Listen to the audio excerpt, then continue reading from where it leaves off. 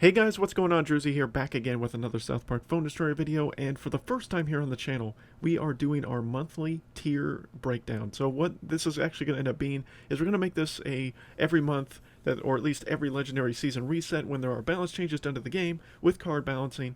We will be changing this tier list going forward. If there is no significant changes being done to cards, then I may skip this for a month, but I am going to try to make a consistent habit of around every time a balance change comes out, and a few days to process the new changes have been made. I will then reassess this tier list and reassess the cards in order as far as what I think is the best cards within the tiers within the game right now. So there are 4 tiers that I have established: G, A, B, and C. So let's quickly go ahead and look at each of these tiers, what each of these mean, at least as far as my ranking system. Break down where every card stands right now within each theme, right now within the game. Yes, there is going to be a new theme being added in July, so keep that in mind. This will change, obviously, when that new theme comes out. But until that point, we only have these couple of themes right now, or these 5 themes to deal with right now. Alright guys, so the G tier, or the God tier is what I'm going to be calling it, is the best cards in the current meta. They have high use and high value. The A tier are good cards, so they have high value, but they have maybe some weaknesses, and we may break that down more specifically as we go along. And then B are okay cards, some value, changes are needed to these cards, whether it's usually some kind of buff of some kind. And C to me are just bad cards right now within the current meta structure. They have pretty low value, still some value. There are still always value within every card, even though some of it may not be seen, on face value, but they definitely need buffs, or everyone in this tier. So this is kind of the tiers that I'm going with.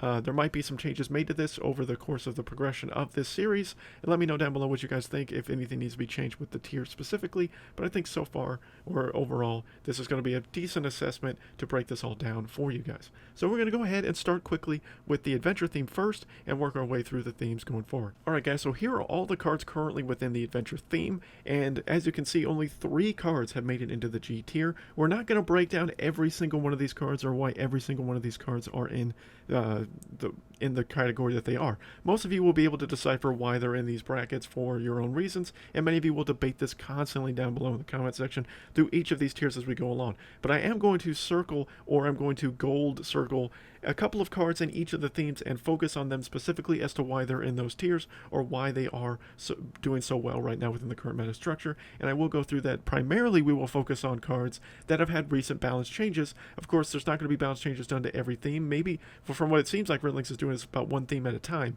So we will go through that with each of the cards that did receive balance changes and talk about where they lie now. And especially here going forward, this is just the template basically of where every card stands, in my opinion. Number 1, this is my opinion on all of these cards and where they stand in their tiers. Nobody else influenced this. This is purely based on how I've been playing the game and how I feel these cards are right now within the meta structure as it's foreseen. And any new cards that are added to the game will also be placed in their tier, and we will showcase why they are in that tier to begin with once we have established some playtime with them. But we're going to continue to go through, look at the gold circled ones, and then we'll break down why they're in those specific tiers real quick. Alright, so we got 3 gold cards we're going to talk about, or 3 gold brackets that we're going to talk about here in this adventure tier, which of course are Pocahontas Randy, Incan Craig, and Medicine Woman Sharon. We're going to start here with Pocahontas Randy. Pocahontas Randy recently received some buffs after the previous legendary season ended, and the buffs that he has received have put him in a whole nother level. Before the buffs would have happened, I would have put Pocahontas Randy probably in B, or even in C category right now within the current meta structure. He was not very good. For an epic card, he was one of the worst epic cards in the entire game. He was really struggling, but he has since made a huge bounce back since these buff changes that have happened to him. His attack speed was already insane, but now the damage increase that he received and the health have made him a bully and a juggernaut. His spawn units are not that fantastic, but him as a just base unit is insane. It's one of the best cards in the entire game. Definitely give Pocahontas Randy a try. You're seeing a lot more people use him, and you're seeing a lot of adventure lock decks really succeeding because of Pocahontas Randy, because a lot of them have him to 4 and 5, and now he's just an insane monster. So definitely Pocahontas Randy deserves to be in the G tier right now within the current meta structure because of all the ridiculous buffs he received and just how good of a card he is now within the current meta. Next gold bracket we're going to talk about is Incan Craig, which a lot of you have now stated, and I'm inclined to possibly agree with a little bit. Incan Craig might be the strongest legendary card in the game right now because of just how good he is. His Warcry is so much better. His beam is twice the width of the screen, which means it's going to do that devastating amount of damage. They increased the Warcry damage as well. His base stats have been skyrocketed and increased dramatically. He has insane health, pretty decent damage, not the greatest attack speed and not the greatest range. His cost stayed the same at 5, but everything else, I mean, his Warcry is so good right now, it can pretty much almost wipe the entire board, it feels like. There's so many times that somebody can come with a decent push, a bunch of swarm units, and Incan Craig just beams it away and it's gone. A lot of people have him to 3 and 4 right now. Of course, not everybody does. Now, one thing I will state, to put these cards in these tiers, primarily level matters. So, if you have a high level Pocahontas Randy 4-5, an Incan Craig 3 and 4, and a Standing Many Moons at 3 and 4, they're definitely in the G tier. If they're a level 1 Standing Many Moons, they might be in the C tier, in all reality, or even the A tier. So don't look at it just at. This is just basically at what you're going to normally see in more so Legendary Arena as far as where these tiers are lying out. So I needed to make that also into consideration here. So yeah, Incan Craig, very, very strong. Almost too powerful now. Some would say he's overpowered, and I would partially agree with that. He's really fun to play with, but he is extremely strong. It needs to be dealt with and very difficult to deal with. Medicine Woman Sharon, in all honesty, might have made the biggest jump on the tier list out of any card within the game. I would say Pocahontas Randy was probably B tier before his buff. I would definitely say Medicine Woman Sharon was a C tier before her buff. She was terrible. She was near unplayable. There were some people that really liked her, even though she wasn't that good statistically. Now, she is a monster. Her charge ability with that heal, I don't believe the heal got buffed. I know her base stats did, but the amount of healing that she does with the charge ability, paired with someone like Santa or Hanky, or you don't even need those two necessarily. Her heal is insane. But if you have Santa or Hanky with her, she is devastating. She could be very hard to deal with. I've made multiple videos showcasing how strong Medicine Woman Sharon is. If you don't believe it, then I don't know how else to showcase it for you or tell you. She is one of the strongest range cards in the game, and the adventure theme is so much better because of Medicine Woman Sharon. The adventure theme was in a very bad spot before these 3 buffs were made 2 seasons ago now, and since they have been made, these cards have been put on the map. This theme is thriving. You're seeing a lot more adventure being played, and it's because of the buffs to these 3 specific cards that have made that possible. It's insane for me to think that 3 changes made the adventure theme so much better, and in a way, as you can see based on this tier list, that is 100% the case, even though obviously I didn't do it before the buffs happened last month. But yeah, Medicine Woman Sharon in a very, very good spot right now. If you don't have her to a good level, I would work on her. She is very good right now. Alright guys, we are moving on to Sci-Fi right now. 3 G tiers as well for the Sci-Fi theme, and then the rest kind of fall in where they might. Now, I think the most heavily debated topic will be where I place these Dougies. Now, you guys know how much I hate Dougies, and vast majority of the gameplay, or the vast majority of the players, hate Dougies because Dougies are insanely annoying. But there are some Dougies that have some very good value and can be very strong and devastating if not dealt with properly. So that's why they are on the tiers that they are. It doesn't mean I want you to play them, and it doesn't mean I plan on playing them, but in all reality, I had to put them on there in respect to based on where their stats lie, especially their abilities, and then just how devastating they can be if not dealt with properly. But you guys know how I feel about Dougies, so I'm just going to throw that out there before we keep going, because I'm sure that will light up the comment section. Druzy, how could you put these Dougies in all these spots? And, you know, it just is what it is. But this theme received the buffs from before this last balance change update, so we'll talk about and see which ones are going to be bracketed here, and let's talk about them real quick in Sci-Fi theme. We got 3 cards again here, guys: Alien Drone, Visitors, and 6th Element Randy. They are all the cards that received some kind of buff. Now, 6th Element Randy didn't receive a buff directly, but his spawn units did. The Roombas did receive a buff, so that is why he is circled for this breakdown here for Sci-Fi theme. So let's just go ahead and talk about 6th Element Randy first. 6th Element Randy, again, did not receive a direct buff to him as a unit. He is in the B tier. Now, in my opinion, he might be one of the worst legendaries currently within the game structure. And many of you might actually think, Druzy, why didn't you put him in the C tier then, because he isn't that useful? Well, he does have value. He is a very hard-hitting card if you have him leveled up. His damage output is insane. His attack speed is not that great. That's one of the big downsides. And his health is okay, but he dies relatively quickly because he can be very easily countered. But there are some other cards that do support him out very well. Bounty Hunter Kyle, for instance, which is why he's definitely in the G tier. Bounty Hunter Kyle, even though he received some nerfs a while back, is still extremely strong, still extremely useful. And there are a bunch of other cards that can really help 6-element Randy kind of stay alive and be useful. It's usually a bunch of swarm units and things like that. Cox can be very useful from Chicken Coop and things like that. But 6-element Randy still has a little bit of potential, still can be valued if you have him to level 3, level 4, or even higher than that. But outside of that, 6-element Randy isn't that strong of a card. That's why he's down in the B tier. And there are going to be some legendaries, in my opinion, that are in C tier, but 6-element Randy isn't quite there yet. But he's pretty darn close. I don't think the Roomba buff brought him up a tier or anything like that. I think he's stayed where I thought he's been at this entire time.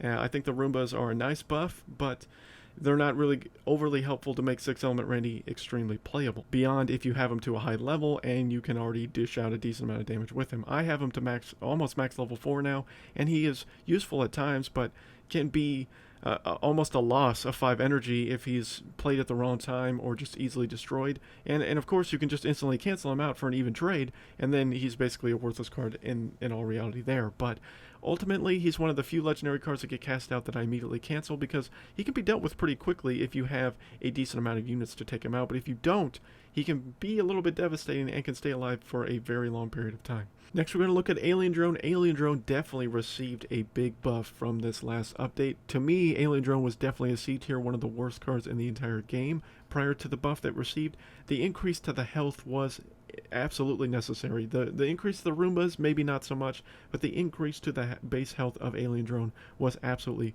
great. Alien Drone is used as a defensive card. Pretty much beforehand, I was using Alien Drone as a troll card throughout much of the gameplay. Will you see a lot of more use of Alien Drone? Maybe, but people misuse Alien Drone all the time. I think people try to look at Alien Drone like an offensive flying unit, and that's not what it's used for. Alien Drone, in my opinion, is solely used to be defensive. It can be very useful in dealing with some of these epic cards that are, very good fighter cards that can be very hard to deal with. Someone like Dog Poo, someone like any of the stands. There's a lot of different examples. Those aren't the only ones, but there are a lot of units that this can really deal with.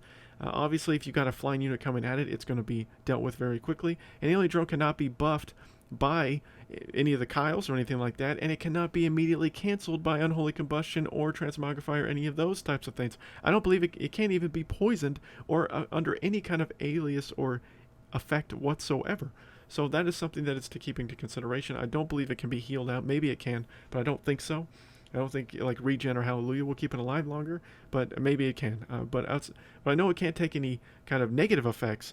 So Alien Drone can be useful in those regards, but again, it's a defensive card, not an offensive-minded card. So don't look at it as an offensive card. It can be used offensively at times, but don't think it's just going to do a crap ton of damage for you. It's mostly used, in my opinion, for defensive purposes. And last but not least here, we're going to talk about visitors that received a buff. They received a buff to their base health and their base damage. They already had really good attack speed. That was one of the upsides of visitors, but they were pretty much unuseful and unplayed because most of you guys don't even have visitors. And Redlinks has talked about that visitors will be more accessible here in the near future. We still don't know what that means because they are still not really fully accessible yet, or at least haven't seemed to be for a lot of people. If you guys have obtained visitors since the new Legendary Season reset just, a day or two ago now, let me know down below, but I don't think you probably have. So visitors are still in the same rarity right now as I'm recording this video. That obviously will probably change after this video comes out, hopefully, to where visitors are more obtainable to you guys, because a lot of you are still missing them. A lot of you have complained about that you don't have them, so I've been trying to showcase them as much as possible in a lot of wacky decks before they got buffed. And still, to me, they're not amazing. They're still down in C tier because, number one, a lot of you guys don't have them yet, and number two, because I think the buffs that they received didn't make overly powerful or extremely useful as of yet. I only have them to level 3, so this was their level 3 stats before the buff, is 63 health and 27 damage. As you saw, they got dealt with very quickly, but I still think they're very easily killable. I mean, poison still devastates them very quickly. A lot of people run Alien Queen Red now more with sci-fi theme, so you're just going to see visitors die a lot quicker. So there's a lot of easy ways to deal with it. Aerostorm is running rampant as well. So visitors are very easily counterable, but I think they're definitely more useful now and more playable if you're able to obtain them or have them. Hopefully I'm able to get them to a higher level and really test them out and really see if I can jump them up this tier list a little bit if I have them to a more reasonable level. But as of right now at level 3, they're not usable right now. They're definitely in C tier. But maybe if I get them to level 6 at some point, then I could move them up to B or maybe even A tier. We'll see. We'll just see how useful they end up getting. But as of right now, with the way I have them and the way a lot of you have them, to me they're C tier currently within the meta structure. Alright guys, moving our way along to the mystical theme, and as you can see, a big jump up in the G tier for the mystical theme because mystical has been one of the strongest themes in the entire game. They also one of the probably more heavily debated here on this one is where Choir Boy Butters and Hermes Kenny lie in the A tier. Now they are both extremely strong, the strongest assassin units outside of Mr. Hanky in my opinion right now within the game, but they're in A tier because they still have some weaknesses. Choir Boy Butters' chargeability is still bad. Hermes Kenny is probably one of the best assassins. Probably him and Hanky are probably 1 and 2 easily for best assassins in the game in my opinion right now. He has a very good good Death Wish. I'm sorry, but Choir Boy Butters' Death Wish is not very good.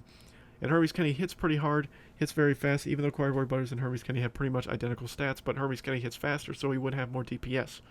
That was a lot.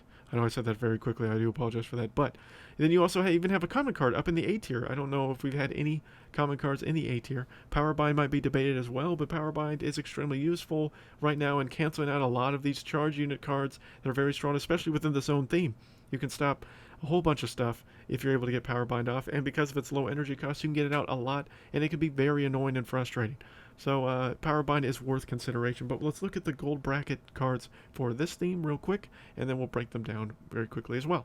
Alright, so we've got 4 cards to talk about here in this one because we have one card that was recently added very recently, obviously not right away, but was one of the more recent cards added to the game, so I figured we would talk about him very quickly. Alright guys, let's talk about Juice Scout Ike very quickly. So Juice Scout Ike is one of the more recent cards added to the game, and he gives a charge ability where he gains 1 extra energy at a time. He is a common card, so most of the common cards right now are not really in a very good spot, and Juice Scout Ike unfortunately falls in that category. To me, Juice Scout Ike still isn't that useful of a card. He is down in the C tier. There are some people that even have him to level 7 already, and still he is not usable. You don't see him hardly at all during the current structure. He is more designed, to me, for the more free-to-play players in the lower brackets of PvP. But once you get to Legendary Arena, you will probably never see Juice Scout Ike, except maybe in challenge modes and things like that, because in all honesty, he's not that useful to me. So, in my opinion, Juice Scout Ike is down in C tier because until he gets a buff of any kind, he's just not going to be useful right now overall in the higher tiers of Legendary Arena. Next, we'll talk about Hermes Kenny real quick. Like I said, I know a lot of you will debate where Hermes Kenny is lying there in the A tier, but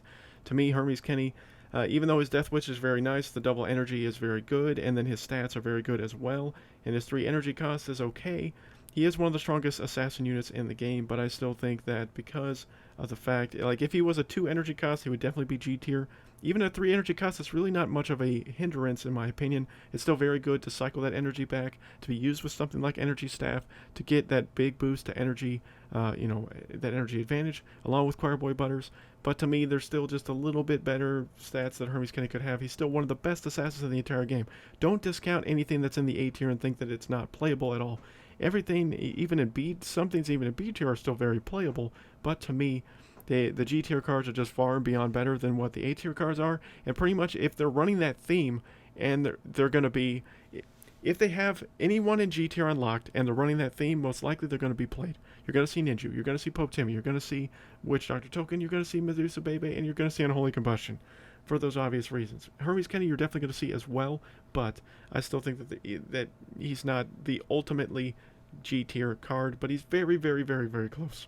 So that's just my opinion on that. You guys might be surprised to see Unholy Combustion make the G tier list, but it is one of the strongest spell cards in the entire game. Direct Cancel also does damage to enemies surrounding it, and can even do direct damage to steal a bar from the new kid if it's low enough and you have enough damage with Unholy Combustion leveled up high enough.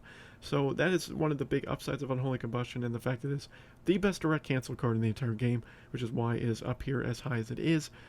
So yeah, that's basically why Unholy Combustion was here. For a long time, you could say Lightning Bolt was a cancel card because of how the Assassin meta was going on, and Legendary cards and Epic cards weren't as strong or didn't have as much health. But to me, right now, because of the way the system is structured, the way the meta is currently shifted, Unholy Combustion is definitely probably the best spell card in the entire game currently. Maybe not the best, but definitely one of the best for sure. And this one is going to piss a lot of people off, where Pope Timmy is, but in all reality, and I know that this is an old image of Pope Timmy because he's now 6 energy costs instead of 7, further proving my point of how annoying he is, Pope Timmy is definitely a G tier card. He is everywhere. He is all over this meta. Mystical users use him constantly, especially paired with fantasy cards. Actually, paired with anything, doesn't matter. But especially with fantasy because they bring back Grand Wizard Cartman, they'll bring back Manbear Pig, whatever. Any high level legendary card that they have paired with him, you will see Pope Timmy used. He'll bring back I've even seen him bring back Sharon's. I've seen him bring back a lot of Witch Doctor tokens, a lot of Stain of Many Moons. There are so many options for Pope Timmy, and that's why he is so freaking annoying. That's why he's on the G tier. He is one of the most hated cards in the game right now. He's very annoying to deal with, but you cannot deny his value, so he has to be in this tier. He has to be where he's placed because he's so damn good. And it hurts my heart to say, it hurts everyone's to hear it probably, but it is true. Pope Timmy is exactly where he sadly needs to be because of the way the meta is shifted and structured currently. But let's quickly move on to fantasy now. Alright guys, looking at the fantasy theme right now, you can see a lot of G tier cards as well within the fantasy theme, as well as some surprises as well probably for you guys as far as where they lie within this theme. There are a lot of A's, as you can see, not so many C's and not so many B's.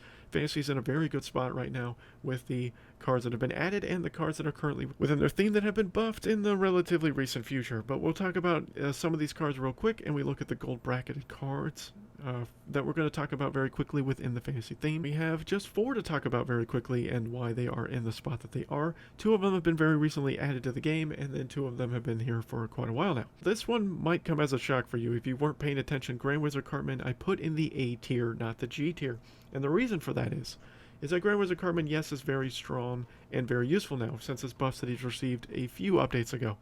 But to me, Grand Wizard Cartman is only truly effective 100 to the max to where he'd be G tier if he's played with Pope Timmy. If you don't have him with Pope Timmy, he's still playable, but he's pretty much going to be canceled immediately. You're going to see someone use Transmogrify or Unholy Combustion against him. It's pretty much almost everybody runs those 2 themes, or you can pretty much easily deal with Grand Wizard Cartman over the course of time. His charge ability is much better now. His health is insane. His damage is meh, but that's not what he's designed for.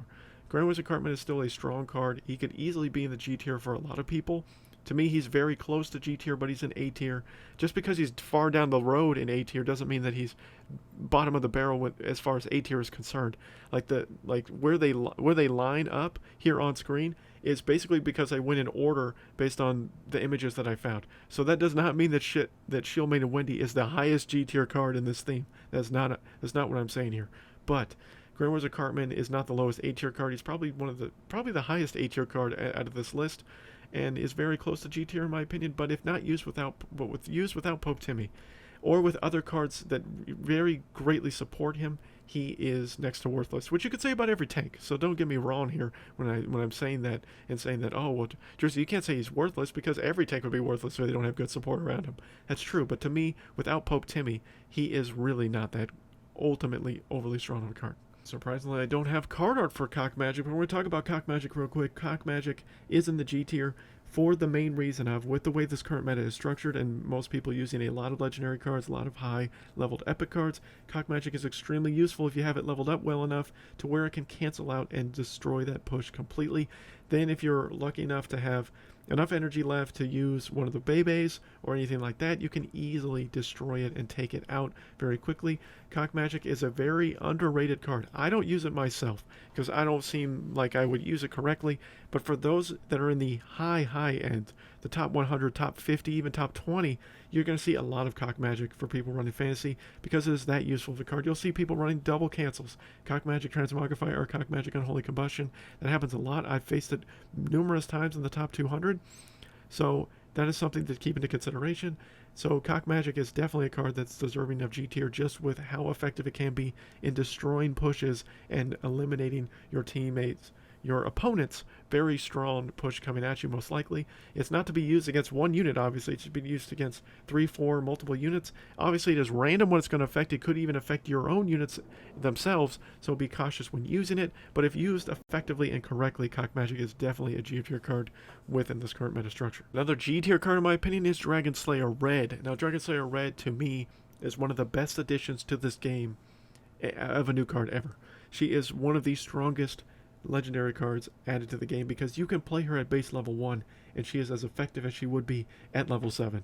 And that is because her war cry is the focus of her as a card. You have the health and max health of enemies in front of her that are affected by her cone, and then halves their attack for 10 seconds.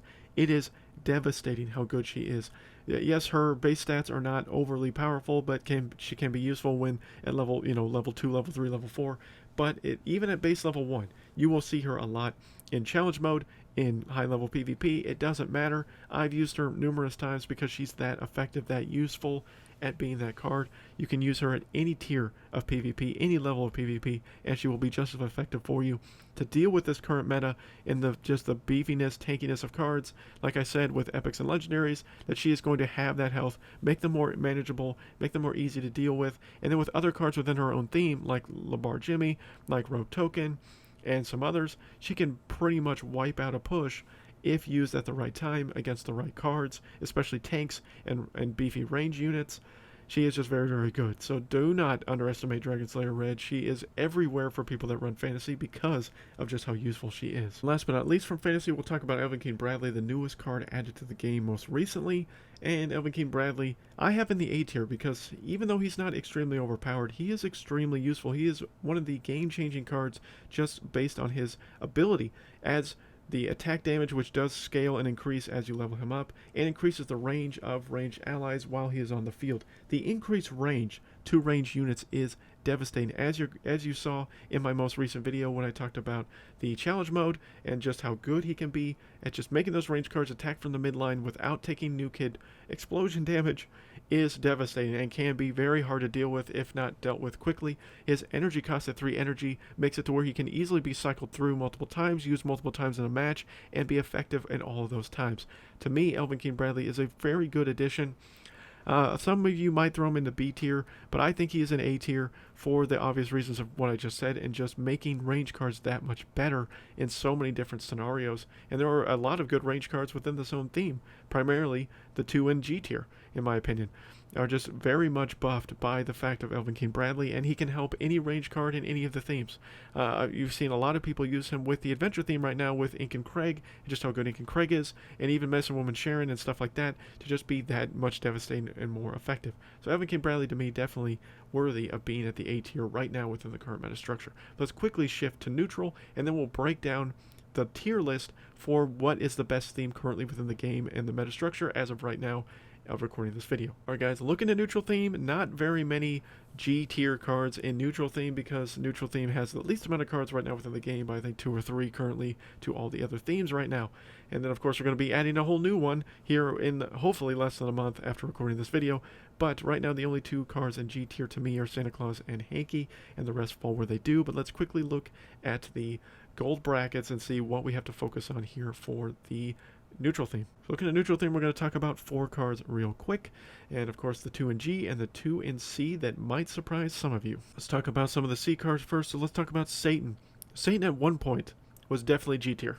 When he first launched, he was probably one of the most overpowered added cards to the game at all. It was so devastatingly strong, and I think that Red League's learned from that mistake with Dragon Slayer Red to make her not overpowered but make her useful as a legendary card being added to the game. Plus they made it to where you could obtain Dragon Slayer Red from completing the solo event for the weekend event that weekend, which was great. Satan didn't have that kind of premise. Satan has been a money-hungry card from Red Links since his inception.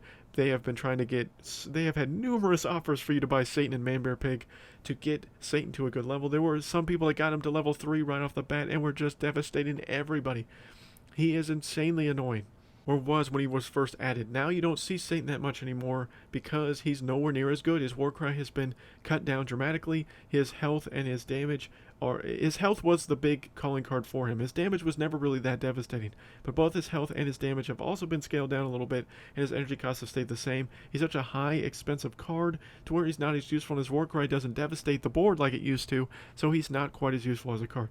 Can he still be played? Yes, but he's just not as valuable as he once was, and is very, very, very situational now. So to me, Satan is not that great of a card and is in C tier because of those reasons. Also in C tier, we have Man Bear Pig. Now, Man Bear Pig to me might be the worst legendary in the game right now. Even though he has insane health and decent damage, he is so easily counterable, and the fact that he has such a high energy cost of 7 energy and can be Unholy Combustion for a +2 trade is insane. And if you're going to use Member Pig, you pretty much have to use Pope Timmy similar to Grand Wizard Cartman to be effective because of the way the meta is. If you're not doing that, or at least using Energy Staff to try to get your energy back to get Member Pig back out on the field, if you're not doing that, don't use Member Pig at all. It doesn't matter what level you have him. Even if you have him to level 4, level 5, he's not going to be that great for you. I don't know if many people have him to level 5, but there are quite a few that have him to 3 and 4 at least, to where Member Pig is just should not be used strategically without Pope Timmy.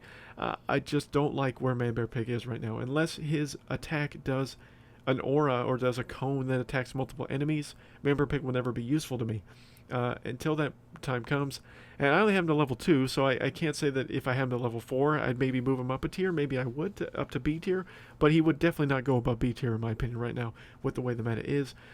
Just Member Pig's just not in a good spot right now for the reasons that I just stated. Next, we'll quickly talk about Hanky. Like I said earlier, with Hermes Kenny, Mr. Hanky might be the strongest assassin in the game.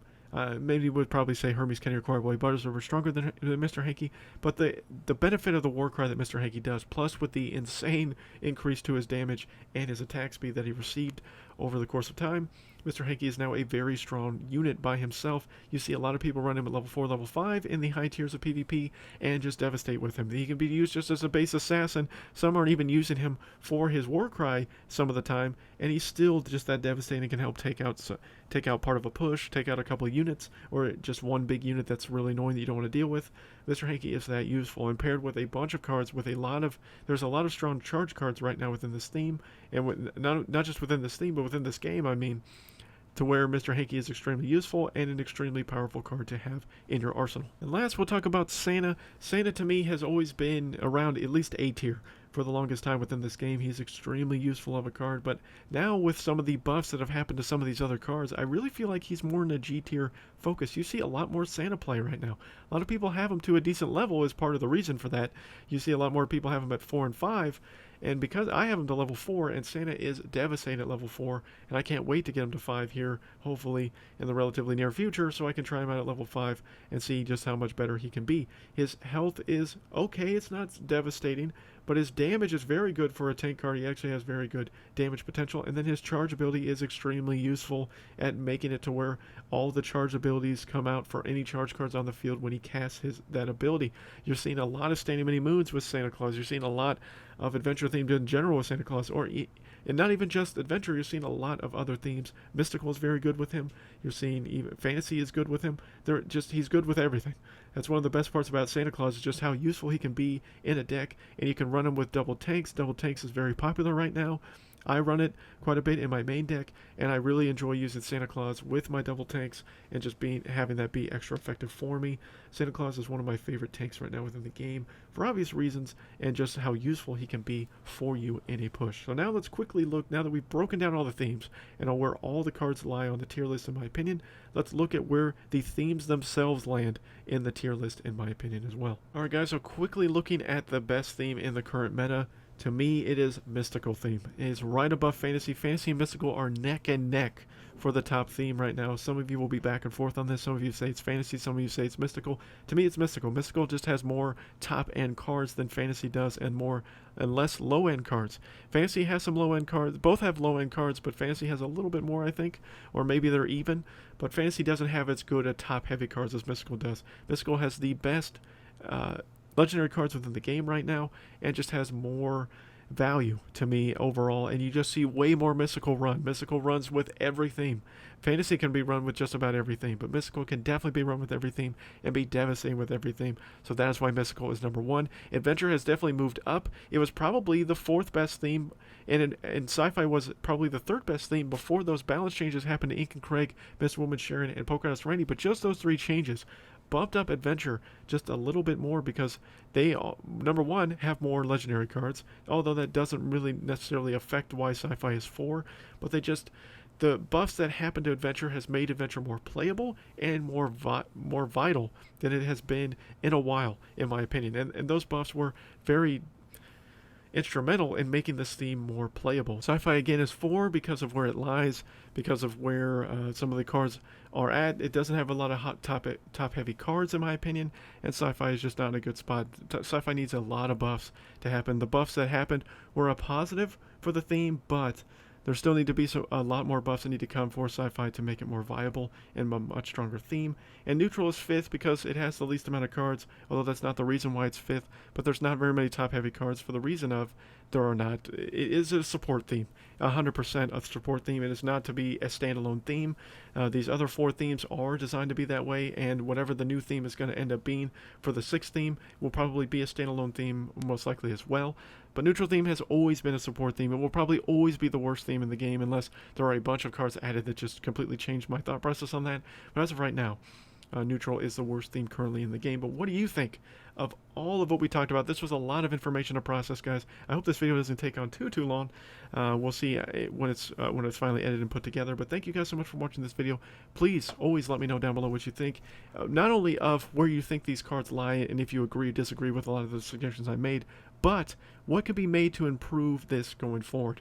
I did work on this format. This did take me a while to work on, so hopefully this is at least a good positive in the right direction. I know a lot of you have been requesting me to do this for a long time now, so hopefully this suffices for now, but some changes will be made to this going forward. This series necessarily, this will be an ongoing continuing series, like I said, going forward, especially once a new theme comes out and beyond. So thank you guys so much for watching. Hopefully you enjoyed this, and until next time, guys, my name is Jersey.